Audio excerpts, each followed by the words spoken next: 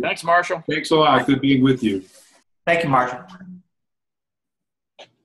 Now, I'll share with you that one of the neat things we're going to do with this, besides all the different things that Jeff wants to do here in 5520, Jeff is going to take this to the Zone Institute in about 3 weeks, and I'll be there as well. In fact, I'm hosting the RLI portion of that training.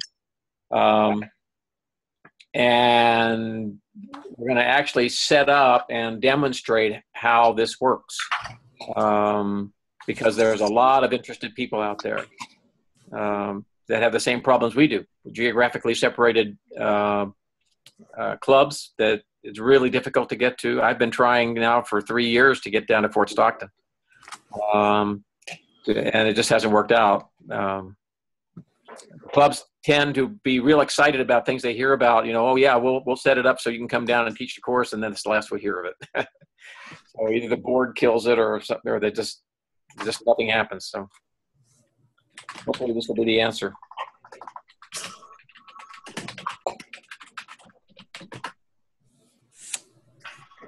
And I did figure out how to keep my iPad from falling asleep, so I'm good.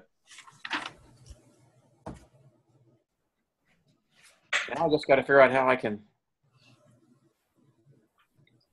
do an update. Every time I turn this iPad on, Jeff, it tells me that it's been 10 weeks since it's been updated, and it says to update, it's got to be. It has to be. What does it say? What, Dan? My iPad. Yeah. It says to update, it's got to be connected to the internet, and it's got to be Locked. They got to be locked. Yep. And yet I do that and leave it for hours sometimes, and it still tells me it hasn't been updated in weeks. I've seen that, but I've also seen it work. So I'd have to see it. But yes, what it's telling you is true. So I lock it by simply exiting, right? But not exiting. Bill Dennis, are you? We always have to ask because we can't see you. Are you with us?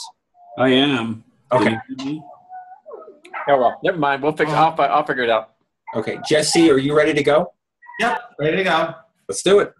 Oh. Okay. You should all see the Creating Service Project screen. Is that right? Yes. Yes. So that's what we're getting into next, Creating Service Projects. And it says, I'm a vital part of a worldwide service organization meeting needs in communities. So we've got kind of two topics here. We've got community level and worldwide. Session goals to learn to identify, plan, organize, implement a service project. We're going to talk about that. Develop a business plan. A project is really much like a business activity. And learn how to evaluate the success of your project. Again, we have these first two materials here. These are just part of the handout. I do want to talk particularly about this one. I've downloaded and looked at all these materials. This first one, I'm sorry? Oh, the first one, Communities in Action, A Guide to Effective Projects, is actually a fairly good-sized document. And it really goes into a lot of detail about the very topics we're going to cover tonight. Certainly, it's beyond the scope of tonight to look at this, but it has a lot of good ideas, and it's like a guide. Community assessment tools is actually a very specific document about assessing your community and seeing what the needs are. It's really considered a companion to the first document. This is kind of a small document with some ideas. The Rotary Foundation 6 Areas of Focus, which Jeff had in the first session, this is actually a document. It's a little more of a promotional document, but it goes into those 6 areas of focus, which, like we said, that's crucial if you are talking about a service project that is global. And certainly they reference the Club President Manual. There is a little bit about service projects in that as well. So I'm going to say, I'd like to start with just having some service projects in mind. Might go around and see what everybody does. Let's say maybe what you think of as a special service project your club does. I'll just start at the top. Bill Finley. What? The two that I'm most familiar with, and I think we actually just put in a district grant proposal this year, even though we funded a lot of it locally last year, was the Jonas House, where the poorer families come in and can gather so much food and things like that. And then the second one that we funded last year, or tried to fund, and I forget the actual name of the organization, but Carlsbad's pretty dichotomous. We've got the rich side, the poor side, and some of the poorer families have a hard time clothing their children properly to send them to school. So we have a local organization that gathers up brand new clothing, not hand-me-downs, and they bring in the folks before the start of the school year or after Christmas, and we, give them several sets of clothes so they feel comfortable going to school. As far as the international stuff, I know that we do contribute money, and one of our members actually goes down to the Guatemala Water Project, but that's about all I'm familiar with. Okay. So those are a couple of really good ideas there. Rick, what kind of projects do you do that stick out in your mind? Well, we have two signature projects. The one is the Tide Detmer event, which is focused more towards athletics and getting the sports. We get big name stars to come in. This time I sat at the same table. My organization, we sponsored a Colts player to come in. And so it works with youth, but it also provides academic scholarships. We were able to give away $9,000 in academic scholarships. And it's not strictly tied to sports. We have sports, we have social service projects, we have academics. But all of the kids have to be involved in some type of a service project to be eligible for that award. The other signature project that we have, as I mentioned, is we've been sponsoring the community pantry out here. We've built on a loading dock. We've put on a new roof. And now this year we raised the money for the backpack program. We have a lot of kids out on the Pueblo and on the res that are a part of the free lunch program while they're at school, but then on the weekends they go hungry. And so we've identified 98 children that the backpacks are designed so that they pick up food for themselves for the weekends. And we raised $80,000, which will support that program through the end of 2017.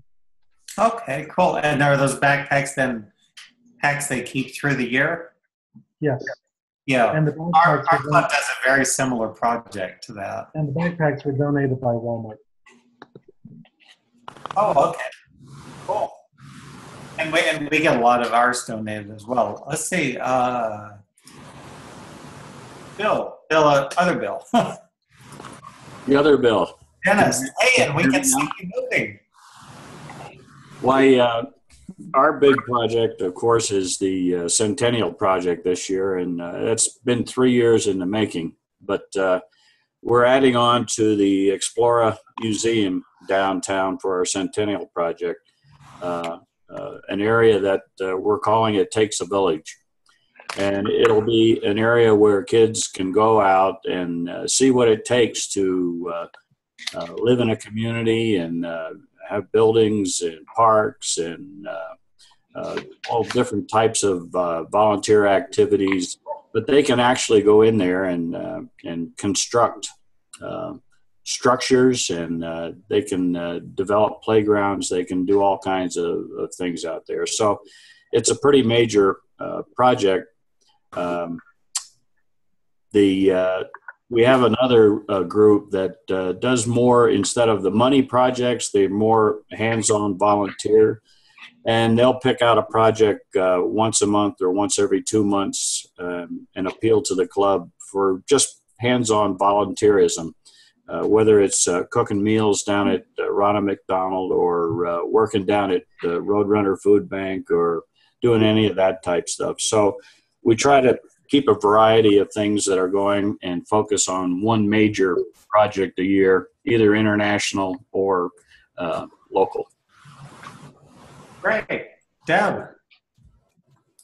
One of our local projects that we've just recently started, we partner with Habitat for Humanity, and several of our members have been active in partnering with Habitat for Humanity and other organizations, other local business owners, to go and build homes for people who, cannot afford these homes, and everything is donated by the community. So that's more of a hands-on. One of our Rotarians is involved with it. He's the director of the Salvation Army.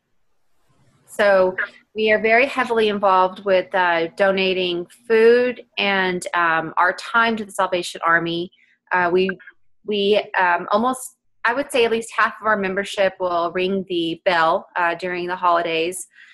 We all have special Rotarian bell ringing aprons. And then, like I've mentioned before, the project, international project with the La Paz Club in Bolivia. So those are, and we do monthly things as well. There's just so many to do. Well, great. Well, it's good to see y'all are aware of into projects. We've also got a variety here. Some that are definitely involving money, some that are very much hands-on, and some tied to fundraising, some are international. So these are topics we're going to be covering. If you look at your session topics, again, we start with a question of, you have been appointed to chair a committee to develop a new service project for your Rotary Club. How do you start? That's just kind of roughly, where do you start? We're not going to get in details on this one. Where do you start? You find people that have an interest to help you to start with. Okay. Announce it to the club that you're looking for committee members for a service project, and if they don't come forward, then you're up there beating the bushes, making phone calls or whatever to get the interest up. I'll leave the marketing to Deb, but I would think, first of all, you'd want to announce to your club that, you have an interest in this project and sort of gauge to see who else has a similar kind of interest before you go ahead and put your plan and things together and budget and things like that. I think you want to get a pulse on your members, as you're saying, to see if there's actually some interest besides your interest. So that's a good question. How much of our plan do we get together before we start talking to people?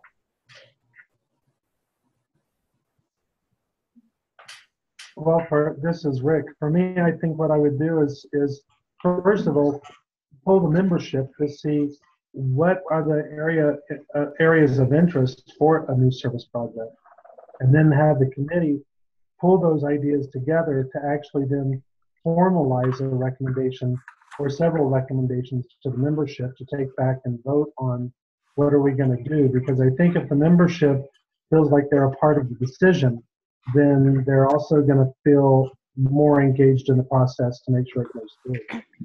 Yes. Any other ideas?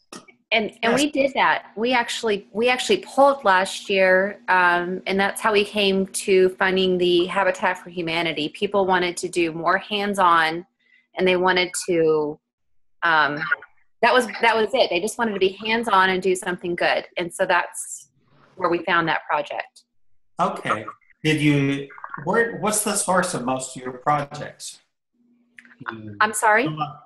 Just for all of you, what's the source? Where do you get an idea just by an existing association, or do you go out looking for something to match?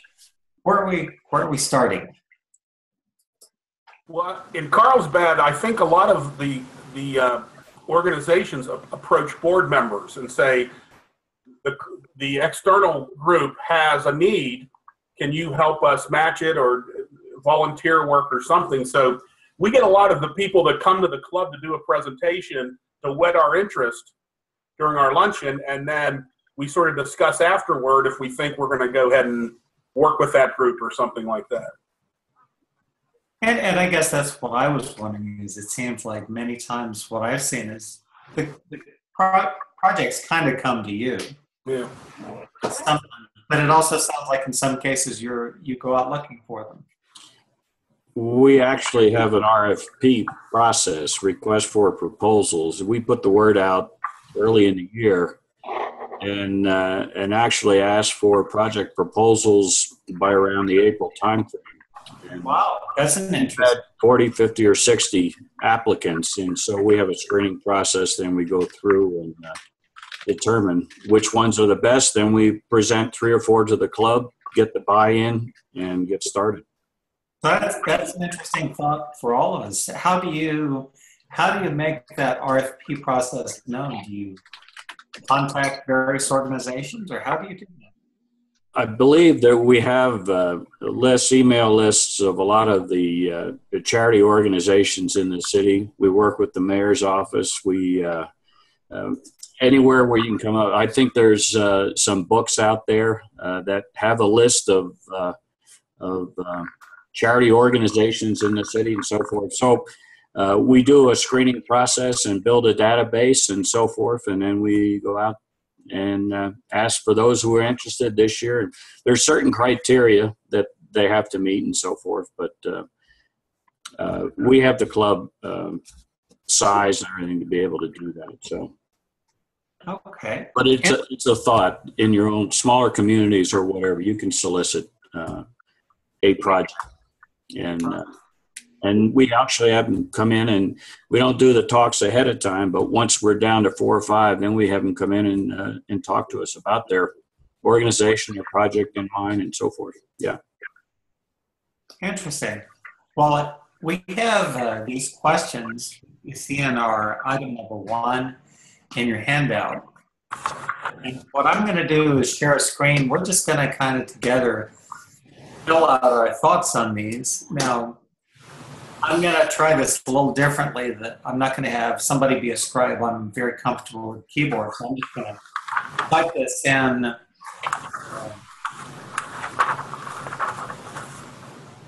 And let's see. How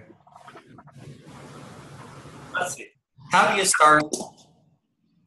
Outline the steps. How do you develop a service project? What are key things you're going to do to define your service project?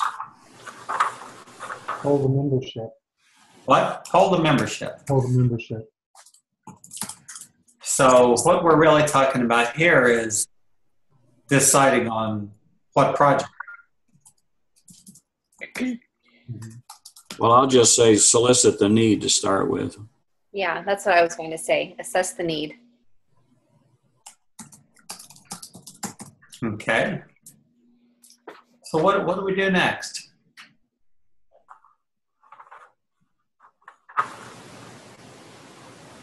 Well, I know it might sound stupid, but, will it meet the parameters of what we do as a club? And is it within our scope to actually do something like that? I mean, is it something that we can raise money for? Is it something, the needs of the community, looking at a local thing, looking at the needs of the community, is it something we can afford to do in terms of time and treasure and talent? Okay, so really decide on a project. First is pick a project we like, and then evaluate suitability, is I think what you're saying, right? Does it fit our club? And I think you were talking about money. Do we have the money for it? Is that what you're Well, getting? I always call it time, treasure, and talent. Do we have the people to help do it? Do we have the time to raise the money or the ability to raise the money for that, et cetera? So. And then I guess also, I mean, this kind of goes hand in hand, but does it go in with our mission? Yes. And I'd ask a question there, and this is, I think, maybe part of another session we talk about. How many of you have a mission statement for your club? I think we do. I understand we do. Let's see. Maybe poll everybody. Bill Finley, do you guys have a mission? We talked about this the other night. I think we do. I just can't tell you what it is right now. Okay. Rick? The same answer. I believe we do, but I don't know that I've ever seen it. Bill Dennis? I think it changes every year, depending on our president's vision and the strategic planning conference that we hold every spring with the incoming, the president-elect holds it. Okay. Let's see. Deb, did you say you did? I'm not sure. That's a very good question. I think it's a real good question for all of us is what is our vision? I know my club in the past had one pretty clearly stated about supporting youth activities in the community and quality of life. That may sound a little vague, but it was accepted and it really did drive a lot of our projects. I'm afraid we've kind of lost sight of it. We still do those things, but I don't think we've stated that in a long time. And it sounds to me like that would be something for all of you to go back this week and ask your president, ask your board, ask your membership. What is our vision? What is our mission? But I thought it was a great question about evaluating the suitability of a project. What else are we going to do?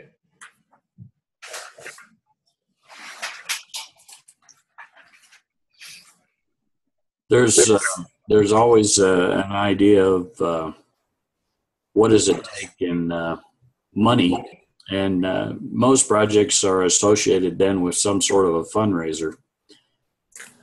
How are we going to fund it? Yeah. So we talked about do we have the time, money, and talent, but this really gets to specifics of how will we fund it. And once there's a vision of a project, I'd say it's inherent in that project to get the receiving organization to participate with us. So that's a big deal. In volunteering, in helping us raise money, in marketing.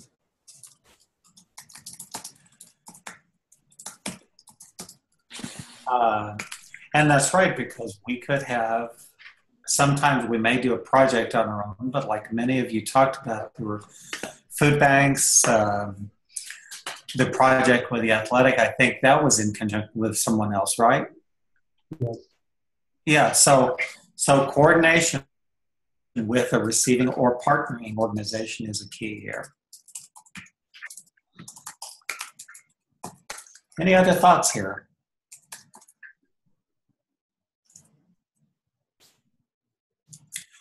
Okay, let's see. So we're looking for support of our club members, our community, our partners. Okay, let's talk about the second question. How do we establish, let's talk about the procedure to identify a need in the community. We were talking about there in the first part, just the general flow. How do you determine the need? I know one we talked about was the RFP. I guess that's how we get requests. How do you filter those out to identify the need? What's the best need, most worthy need?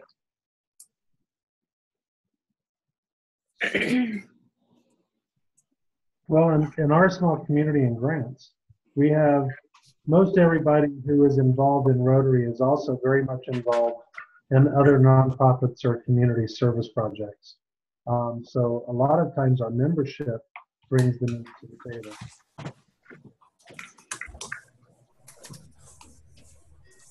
Okay, so that's part of our source. How do we balance that? Well, I guess that's really part of identifying the needs. So we're involved in other activities.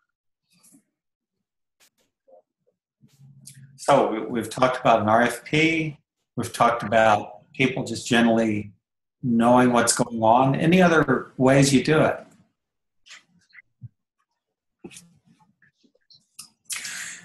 That's at a small level. I'm going to talk about kind of the bigger level if we're thinking global grants.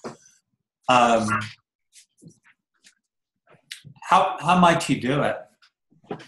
Is it the same for global grants? I'm really leaning towards something particular, and that is a community survey. If you look at the global grant model, one thing they require is that Rotary clubs have actually done a survey and analyzed an entire community's need. And that's been one of the challenges for some of the global grants to date. They had to get past that hurdle. And I want to bring this up in conjunction with the materials. You look back at community assessment tools. That whole document talks about a whole strategy for analyzing needs. And I'm not going to get into too much of it because we don't have a lot of experience here. But we talk about doing things like a survey, just to see what people in a community feel is needed. Doing an asset inventory, which y'all talked about, people, organizations, physical resources, what's around. They do a thing called community mapping, where they look at where in a community there are needs, activities, what activities go on, what are needs. So I'm just going to plant this idea for y'all to think about, and there is maybe another approach, and this could be doing a more formal analysis. And it's probably going to be important if you get into global grants.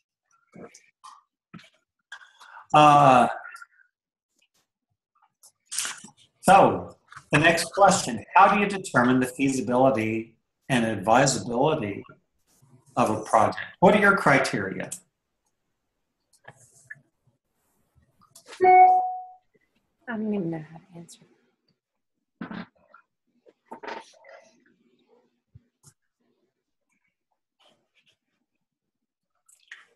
Any thoughts there?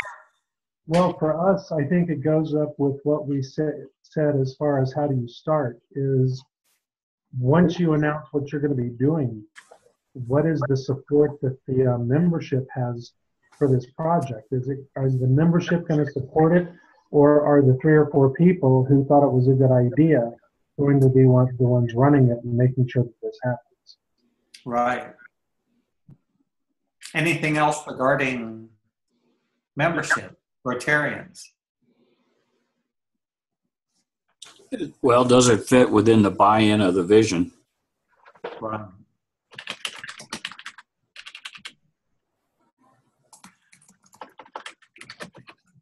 I'm going to ask a question. Is finding an appropriate leader within the club important too?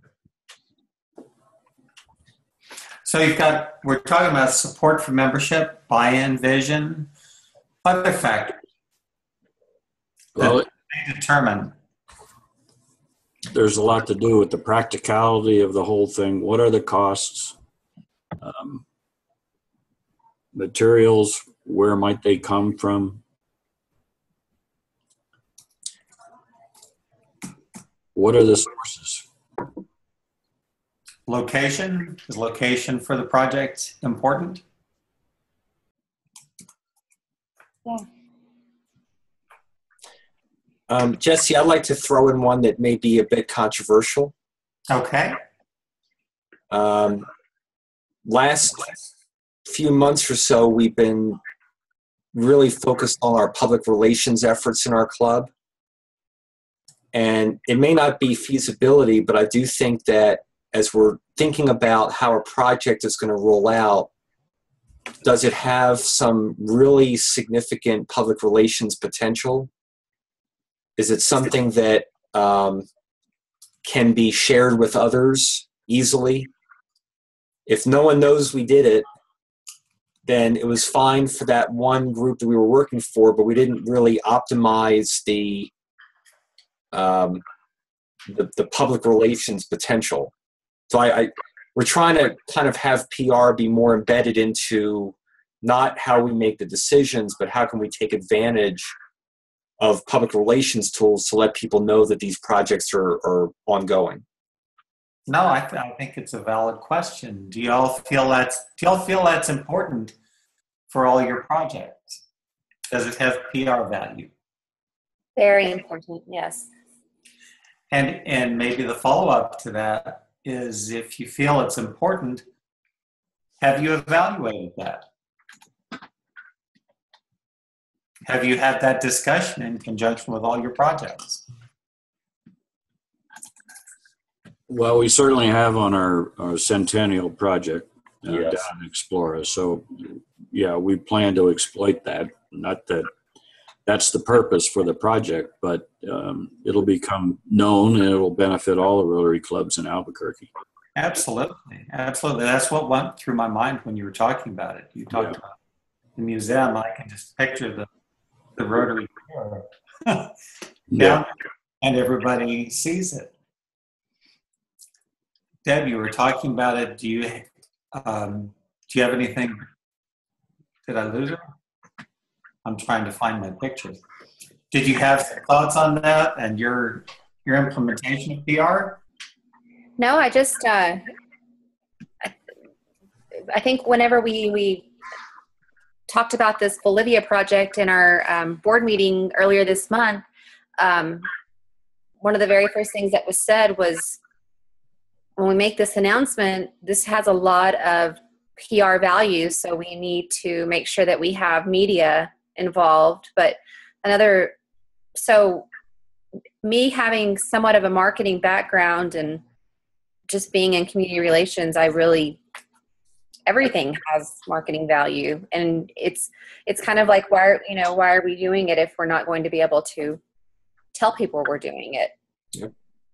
Yep. I mean, and that has the value of potentially bringing in other members, bringing in partners. Exactly. It's especially if you're trying to bring in younger people and you're doing things that are hands-on. Young generation loves to be hands-on. They want to be. Yes. They want to do things because we just, it's just the way we work. So, isn't it ironic that we're talking about hands-on and yet we're all at our computers? Yeah. If I could drive there, I would. Well, except when we say hands-on here, we're talking about hands-on as opposed to just being money. Yes. Right. And that's really the key. Is that is a question. Is that a part of your decision process in deciding a project? Do you as clubs decide based on, you want a project that's primarily a money project, or you want a project that's very hands-on? I think the combination is good. What? The combination, I believe, is good. Very. Yes. So we look for both. It kind of ties into our next question, which is, how will you finance the project? What are the general approaches we might have for financing a project? Well, Advertising would be an expense. It's advertising, marketing. Okay, advertising the project itself? Well, yes, I guess. If you're trying to get the word out, nothing is free. Yeah. I think an important point in all this, too, would be the sponsorship value. Right. Would people buy in to support this project that are in the community? They think it's worthwhile to undertake and help sponsor it, get their name out. Right. So that's one way, is we have sponsorship specifically associated with a project. And what you're getting at there is, you've got an advantage. They can see the project, they can see the value, and they can buy into it. Right. That's where you're heading with that. Yeah. So you could have funding for a project that is specifically tied. Any other approaches to funding? Do you have to have sponsorship for any project you do? No, not necessarily. But I think they certainly play an important part. If you're going to have a project, need to raise money, you're probably going to try and put together a series of fundraisers or whatever to get there. Let's just talk about how people do it. Let's see, Rick, you had the pantry project. Is that one where you get sponsorships? We have sponsorships, and we also have a bowl-a-thon. Okay. Generally, our bowl-a-thon has been bringing in between, by itself, 15 and 18,000. How much? Between 15 and 18,000. Wow, quite good, quite good. And that's kind of where I was heading with the other model of financing the project is we can have separate fundraisers. Do y'all mostly use?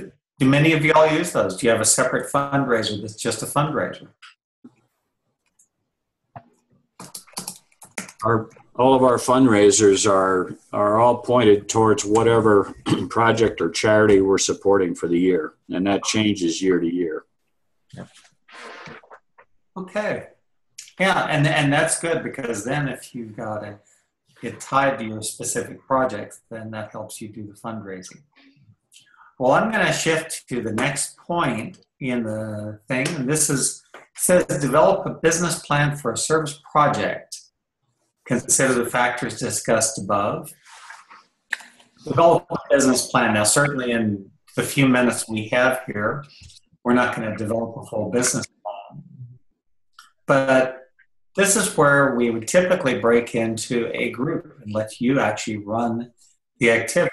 So what I'm going to say is let's do the service project SP. And Jeff, how much more time do we have? About 5 minutes. About 5 minutes. Okay, so we really don't quite have time for this part, do we? Except for them to do service project. Unless people want to stay a little longer. Is this the one that's on page 37? I think so. Yeah, page 37.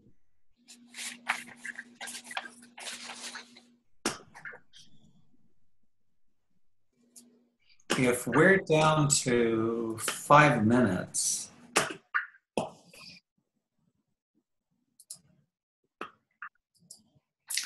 I think rather than doing the project, normally we would do a project there.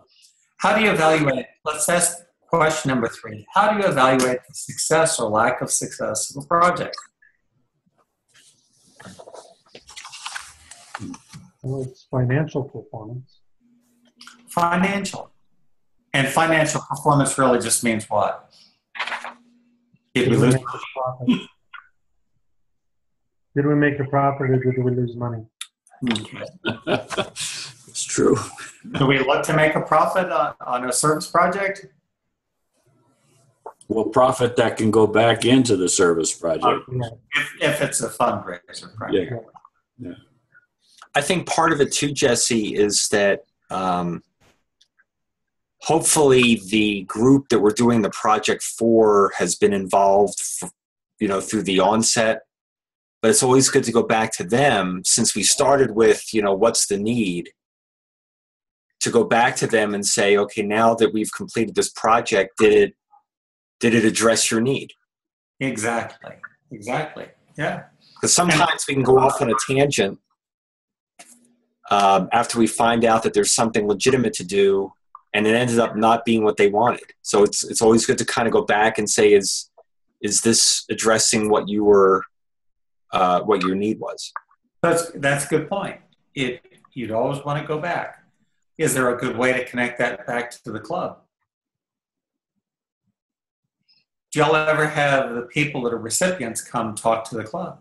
Yes. Yes. Okay. Like you talked about the food pantry or the museum, it would be a good chance to take that opportunity for them to talk about the impact that it had. What other ways do we measure successful project? Like if you have an event.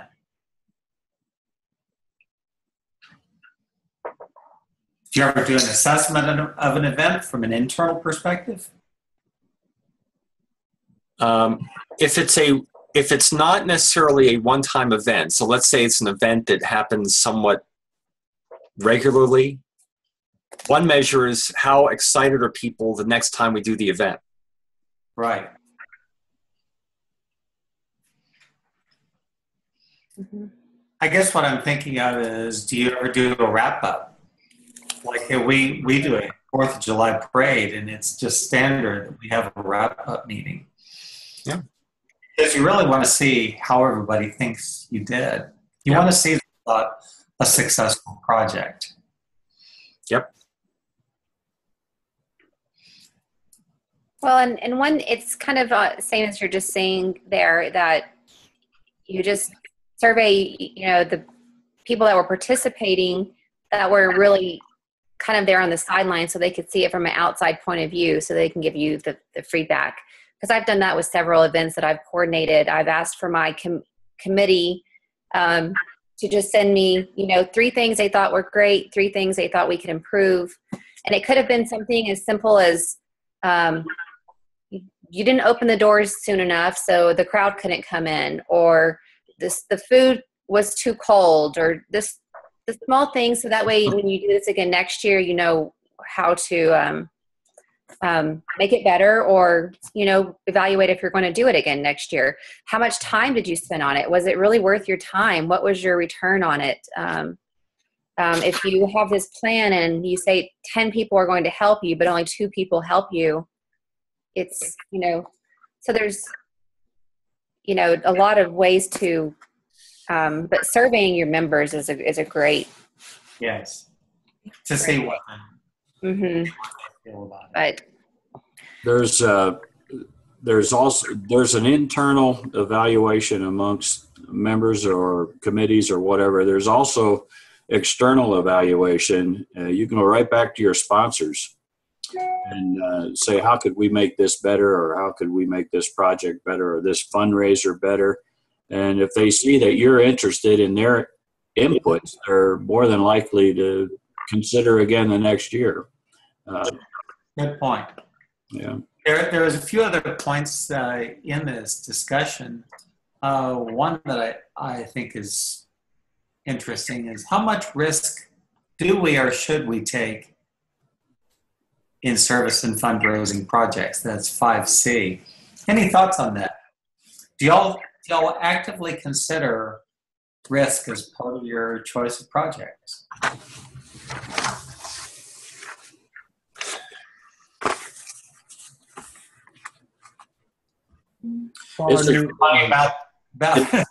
Risk is extremely important. Our club, we chaired a fundraiser for, we had the Tour of the Rio Grande bicycle event, and we held that for about 8 years. We would raise maybe 40,000 in that neighborhood on that, but we had 2 people killed through drunk drivers on the route. So that ended that.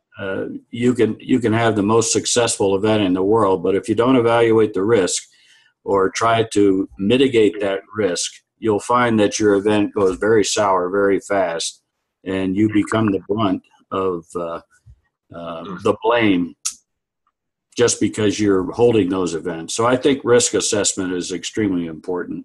Not only can we raise enough money and so, but what could possibly go wrong with this thing? Wow. So I think that's a good point for all this, and a great example, the bicycle. As I said, we run 4th of July parade here in town, and that's a point of concern for us because accidents happen at parades. Yeah. What other kind of risks do we need to worry about?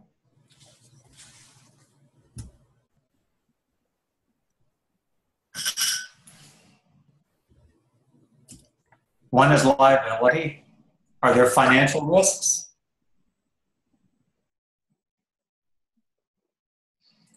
Mm-hmm.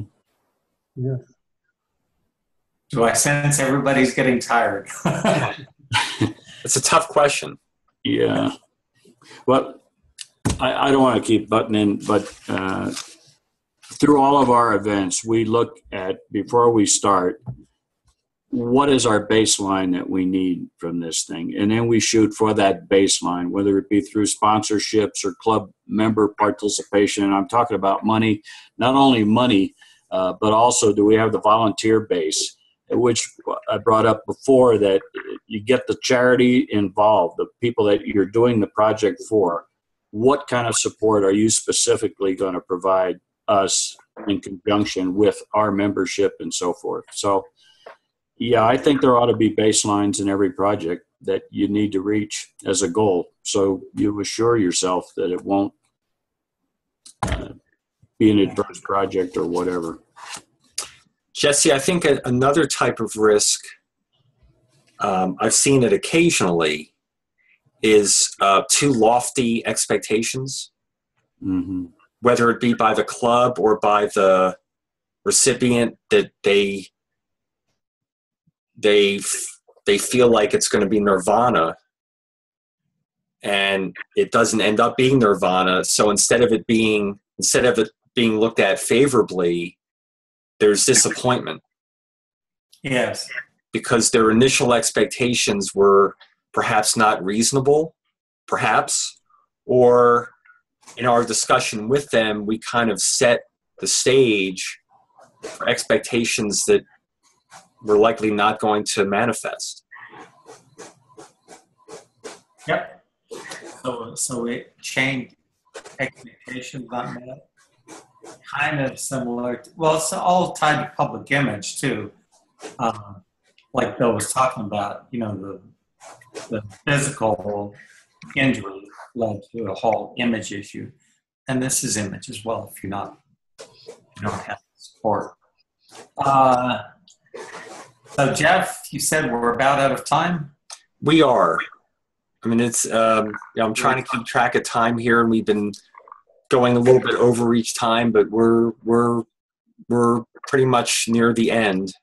Okay. Because my notes had us ending, I think, at 8:30, right? Yeah, but we've been adding a few minutes for each session. So, did you end at a good point, Jesse? I think so. I mean, there's more things we could do, but probably it would be more in the realm of getting into a group activity. So, okay. I think let's wrap it up there.